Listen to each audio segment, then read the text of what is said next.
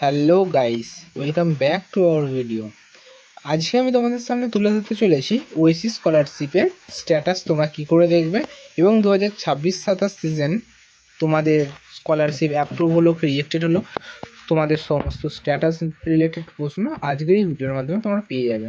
তোমরা সকলেই জানো আমাদের নির্বাচন হওয়ার ফলে, আমাদের মুখ্যমন্ত্রী পরিবর্তনের ফলে এই স্কলারশিপে নানা রকম কাজকর্ম বন্ধ ছিল। এই কিছু মাস হলো আবার সমস্ত কাজকর্ম স্টার্ট হয়েছে এবং দেখতে পাচ্ছ সম্পূর্ণ ওয়েবসাইটটি পাল্টে দেওয়া হয়েছে। অর্থাৎ ওয়েবসাইট একই আছে কিন্তু ওর ডিজাইন থেকে শুরু করে স্ট্রাকচার সমস্ত কিছু চেঞ্জ করা হয়েছে। কাজই একই আছে বাট জিনিসগুলো চেঞ্জ হয়েছে অনেকটাই, তোমরা দেখতে পাচ্ছ। তো আমরা আজকে দেখতে চলেছি তোমাদের যে অ্যাপ্লিকেশনগুলো গ্রুপ পর্বের আগে তোমরা জমা দিয়েছিলে সেই অ্যাপ্লিকেশনগুলোর অবস্থা কী বা এই মুহূর্তে দাঁড়িয়ে তাদের স্ট্যাটাস কী রয়েছে। এখন এই ওয়েসিস স্কলারশিপ সম্বন্ধে অনেক কিছু নতুন রুলস এসে গিয়েছে, তোমরা জানো। এইখানে দেখো বড় বড় করে নানা রকম লেখা রয়েছে যে ওয়েসিস স্কলারশিপে অ্যাপ্লাই করার আগে তোমাকে এনএসপি পোর্টালে আবেদন করে সমস্ত কিছু কাজ করতে হবে। এই দেখি ভিডিও আমাদের চ্যানেলে পরে আসবে, তোমরা দেখে নিও।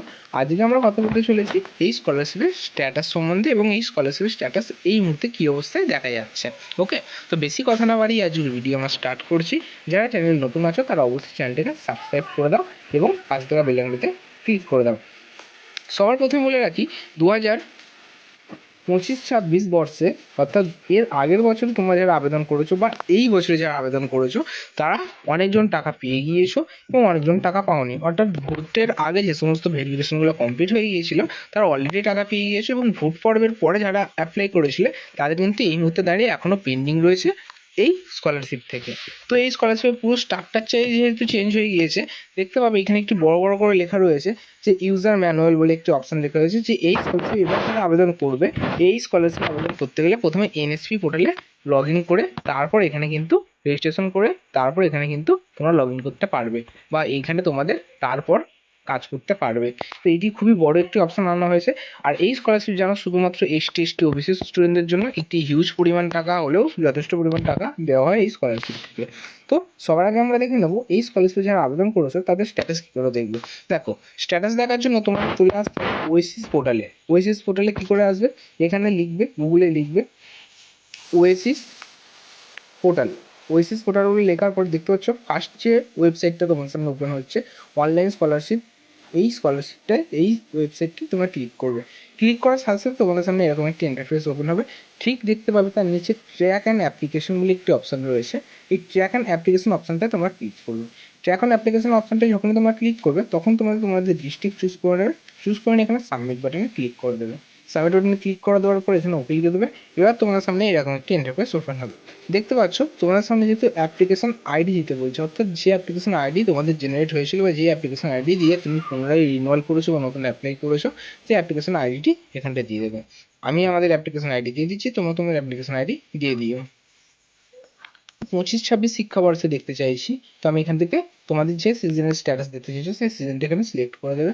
সিলেক্ট করে দেওয়ার পর এইখানে যে ক্যাপচারটা আছে ক্যাপচারটা তোমরা এখানে ফিল করে দেবে।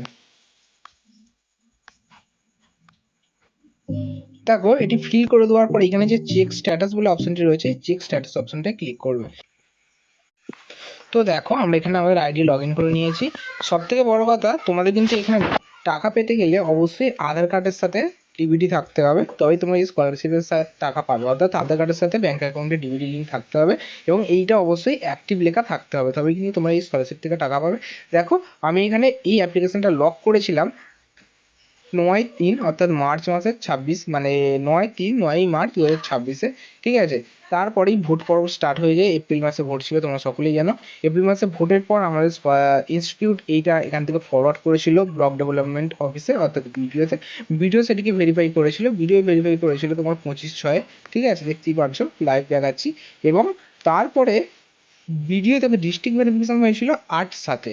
এবং এই মুহূর্তে দেখো আমার স্কলারশিপ অ্যামাউন্ট কিন্তু অলরেডি অ্যাপ্রুভ বলে লেখা রয়েছে, অর্থাৎ আমি কিন্তু এই স্কলারশিপ অলরেডি অ্যাপ্রুভ হয়ে গিয়েছে। খালি স্ট্যাটাস অফ ডিসবার্সমেন্টে আন্ডার প্রসেস, অর্থাৎ ফাইল যে টাকা পাওয়ার যে ফাইল সেটা জেনারেট হলেই আমি কিন্তু টাকা পেয়ে যাবো। অর্থাৎ এর দ্বারা এইটা বোঝা গেল তোমাদের কিন্তু সরকার বদল হয়ে যাওয়ার পরেও এই স্কলারশিপে কিন্তু কোনো পরিবর্তন হয়নি। তোমরা এই স্কলারশিপে যেভাবে টাকা পেতে সেইভাবেই টাকা পাবে। এবার তোমরা বলে রাখি, কারো যদি ক্যান্সেল হয়ে থাকে, কারো যদি কোনো রকম ফল্ট হয়ে থাকে, কারো যদি এনপিসিআই লিভ লিঙ্ক না করা থাকে সেইগুলো তোমরা তোমাদের এই স্ট্যাটাস দ্বারা দেখতে পাবে এবং সেইগুলো তোমরা সংশোধন করে দিলেই তোমরা তোমাদের এই স্কলারশিপ থেকে টাকা পেতে চলেছো।